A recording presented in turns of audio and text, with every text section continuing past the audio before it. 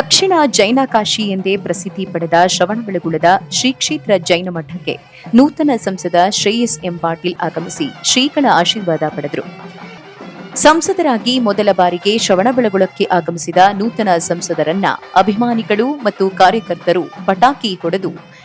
ಪಟಾಕಿ ಸಿಡಿಸಿ ಹೂವಿನ ಸುರಿಮಳೆಗೈದು ಭವ್ಯವಾಗಿ ಬರಮಾಡಿಕೊಂಡರು.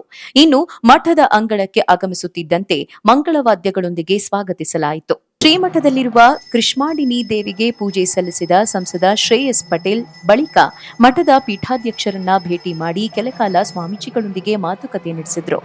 ಮೊದಲ ಬಾರಿಗೆ ಮಠಕ್ಕೆ ಆಗಮಿಸಿ ಶ್ರೀಗಳ ಆಶೀರ್ವಾದ ಪಡೆದಿದ್ದೇನೆ. ನನ್ನ ಮತದಾರ ಬಂಧುಗಳಿಗೆ ಮತ್ತು ನನ್ನ ಕಾರ್ಯಕರ್ತರಿಗೆ ಮತ್ತು ನನ್ನನ್ನ ಇಷ್ಟು ಅಂತರದಿಂದ ಗೆಲುವು ತಂದುಕೊಟ್ಟ ಎಲ್ಲರಿಗೂ ನಾನು ಚಿರಋಣಿಯಾಗಿರ್ತೇನೆ. ಕ್ಷೇತ್ರಕ್ಕೆ ಮುಂದಿನ ದಿನಗಳಲ್ಲಿ ಆಗಬೇಕಾದ ಅಭಿವೃದ್ಧಿ ಕೆಲಸಗಳಿಗೆ ಸದಾ ಸಿದ್ಧನಿರುತ್ತೇನೆ. ಮುಂದೆ ಬರುವಂತಹ ಚಿಕ್ಕ ಬೆಟ್ಟ ಮಹೋತ್ಸವದ ಅಂಗವಾಗಿ ಶ್ರೀಗಳು ಕೆಲ ಹೊತ್ತು ಮಾತುಕತೆ ನಡೆಸಿದ್ರು. ಅದಕ್ಕೆ ನನ್ನ ಸಂಪೂರ್ಣ ಸಹಕಾರದೊಂದಿಗೆ ಸರ್ಕಾರದಿಂದಲೂ ಅನುದಾನ ತರುವ ಕೆಲಸ ಮಾಡ್ತೇನೆ ಎಂದು ಭರವಸೆ ಕೊಟ್ಟಿದ್ದಾರೆ ಎನ್ನಲಾಗಿದೆ.